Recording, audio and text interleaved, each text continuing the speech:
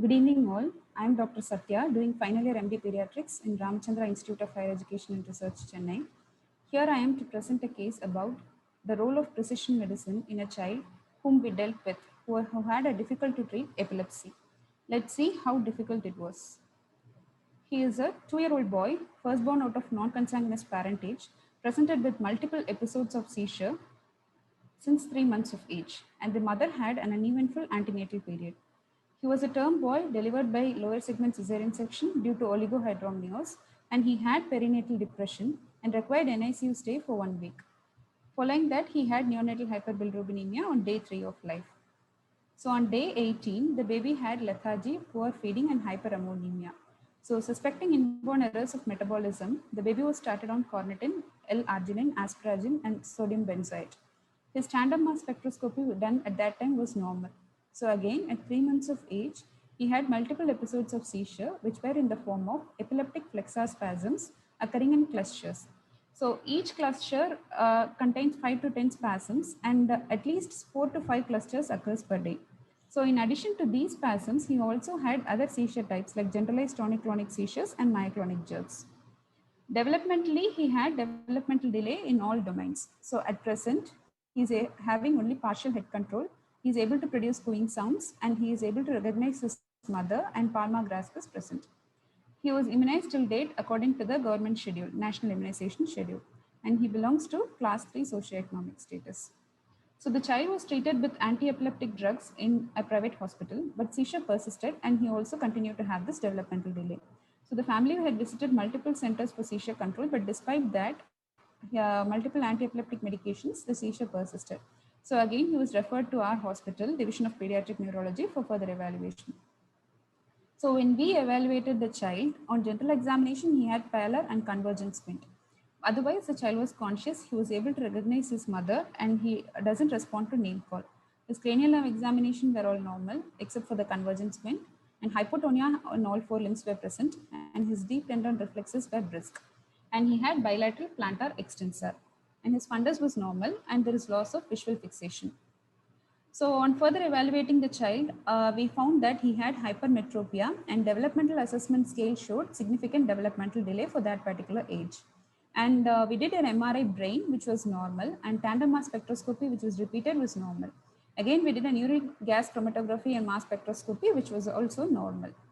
So we could rule out metabolic disease to some extent, and structural etiology also we were able to rule out with the MRI. Also, there is significant developmental delay. So further we went on with the EEG.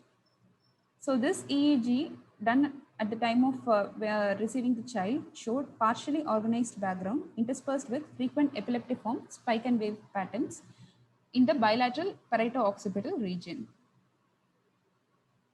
So again, we can see organized, disorganized background interspersed with epileptic spike and wave discharges. So MRI was normal. So this is the one of the MRI images.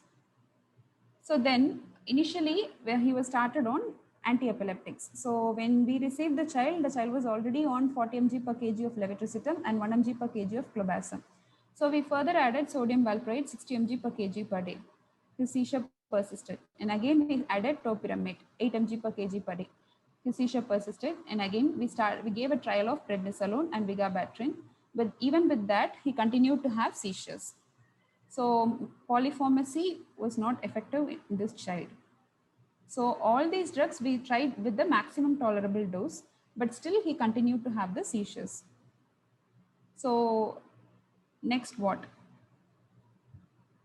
So since we could rule out structural etiology and metabolic disorders, the one option we were left with is genetic studies. So we went ahead with a genetic study, clinical exome sequencing, which revealed a heterozygous missense mutation of GRIN2B gene at exon 12. So the parents were tested negative for the mutation. So we couldn't do any other functional studies for this reported variant because they were available in only highly specialized centers.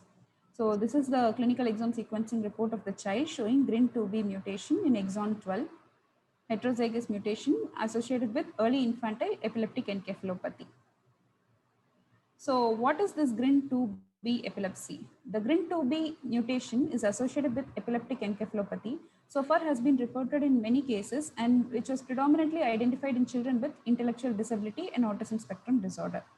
So this GRIN2B is a gene which encodes GLUN2B subunit of the NMDAR subunit family, which are responsible for the normal neuronal development, learning, and behavior. But this NMDAR subunit is encoded by 4 genes, of which GRIN2B is one of the subunit. So NMDAR is basically a ligand-gated ion channel that mediates the excitatory neurotransmission and play an important role in cognitive function, including learning and memory. So this is the NMDAR receptor activity we could see. So coming on to the GRIN2B epilepsy, the pathogenic variant of GRIN2B is associated with significant neurodevelopmental disorders in the form of mild to profound intellectual disabilities, seizures, microcephaly, hypotonia or spasticity, dystonia, or coriform movements. And it is found to have 100% penetrance. So this is the one of the diagrammatic representation of this GRIN2B missense mutation. So this child is said to have a refractory epilepsy because we tried with multiple drugs and maximum tolerable dose, but he didn't respond to that. So how to approach a child with refractory seizures? So refractory seizures could have either a genetic cause or a structural or acquired cause. So in our case, we have completely ruled out a structural cause because MRI showing no evidence of any structural lesions. So we are left out with the option of only genetic causes. So for that genetic causes, we have 3 options. Either we can try any precision medicine, or we can give a trial of ketogenic diet or a vagal nerve stimulation.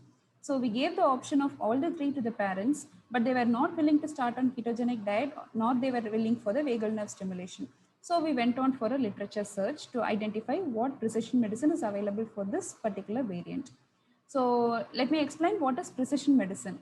Precision medicine is the tailoring of medical treatment to the individual character of each patient, to classify the individual into subpopulations so that a particular group of disease will have a particular specific treatment. So prevention and therapeutic intervention can then be concentrated with benefits and sparing the expense and side effects for those who were not. So when we found on literature search, we found that there is anecdotal evidence of the role of memantine in GRIN2A mutation related in epilepsies.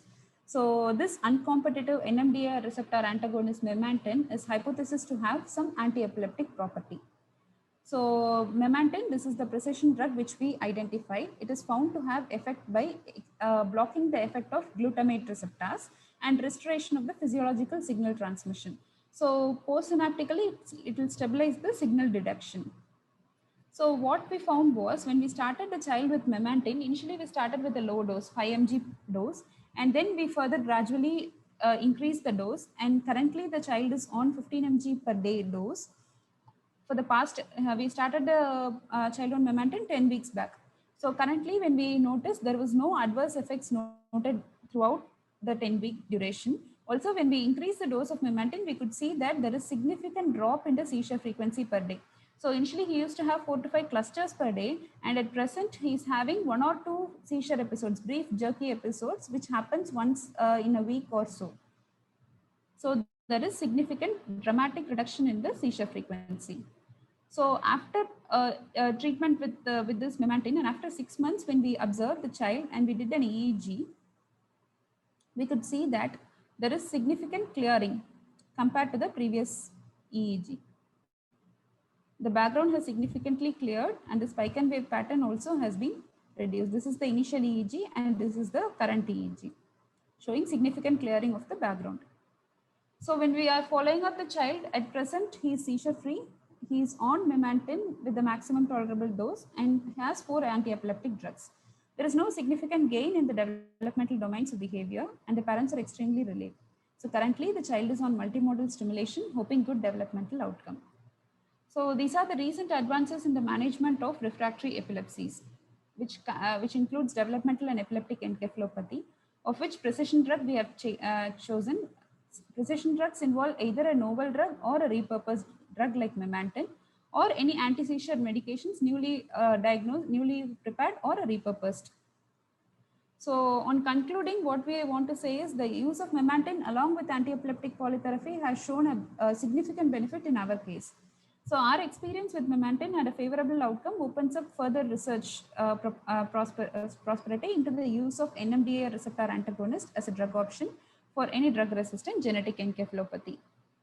So what is the take-home message is early suspicion and diagnosis of treatable genetic epilepsy is a must in order to prevent or provide a better treatment outcome and quality of life of these children as well as their family. Also, referral to a specialist at the earliest for precise diagnosis and follow-up is mandatory in these genetic encephalopathy, where precision drugs might have a significant role in the outcome.